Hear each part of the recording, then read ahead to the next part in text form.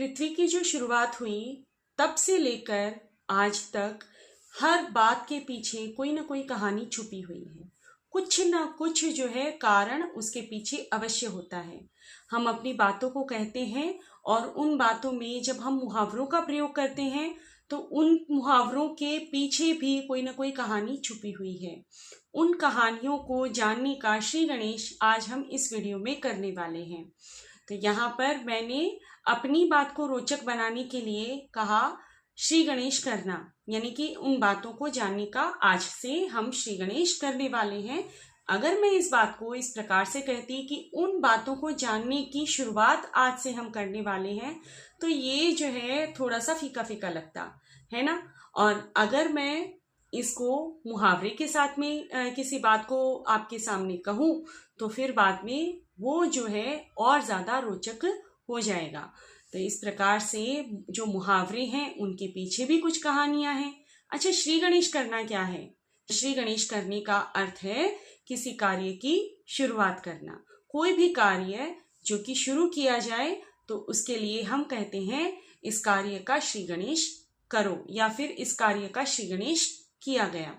अच्छा, यहाँ पर एक और बात आती है कि कार्य का श्री शिव करना क्यों नहीं कहते, श्री विष्णु करना क्यों नहीं कहते, या फिर किसी और देवी देवता का नाम हम क्यों नहीं जोड़ते। हम क्यों कहते हैं कि श्री गणेश करना? तो यहाँ पर भी एक कथा छुपी हुई है। एक कथा जो है इस मुहावरे से जुड़ी हुई है। ये बात उन दिनों की है जब सभी देवी देवताओं में होड़ लगी थी। होड़ लगी थी अपनी बुद्धिमानी की, यानी कि प्रत्येक देवी देवता अपने आप को दूसरे देवी देवता से बुद्धिमान समझता था और सब में विवाद उत्पन्न हो गया और सारे के सारे जा पहुंचे शिव शंभू के पास में, माता पार्वती के पास में।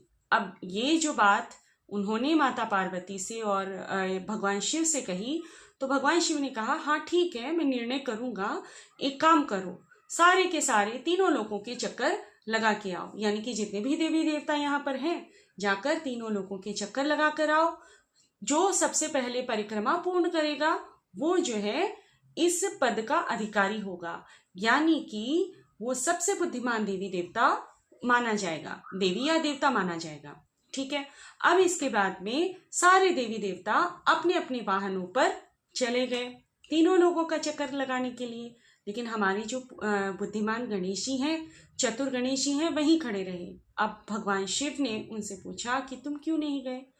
तो जो गणेश जी हैं उन्होंने उत्तर दिया कि भाई मेरे सामने तीनों लोग विद्यमान हैं, मेरे माता पिता में ही तीनों लोग छुपे हुए हैं, तो मैं क्यों जाऊं किसी भी ग्रह का चक्कर लगाने के लिए। और उन्होंने अपनी परिक्रमा माता पार्वती और शिव के चारों तरफ पूर्ण की।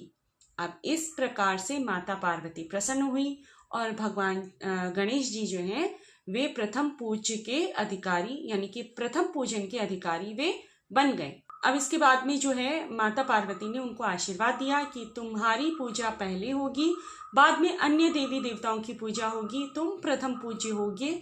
और उसके बाद में ये चलन हो गया कि किसी भी कार्य को शुरू करना है तो पहले गणेश जी का पूजन करना होगा। अब यहाँ पर हर कार्य की शुरुआत में गणेश जी को पूजा जाता था और इसी प्रकार से ये कहावत भी चल निकली कि चलो भाई श्री गणेश करो।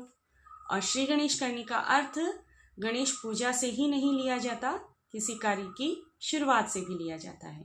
तो इस प्रकार ये जो मुहावरा है इसके पीछे ये कथा छुपी हुई है। आपको ये कथा कैसी लगी मुझे अवश्य बताइएगा। मिलते हैं अगले वीडियो में अगले मुहावरे के साथ में, अगली किसी अन्य रोचक कहानी के साथ में। तब तक के लिए धन्यवाद।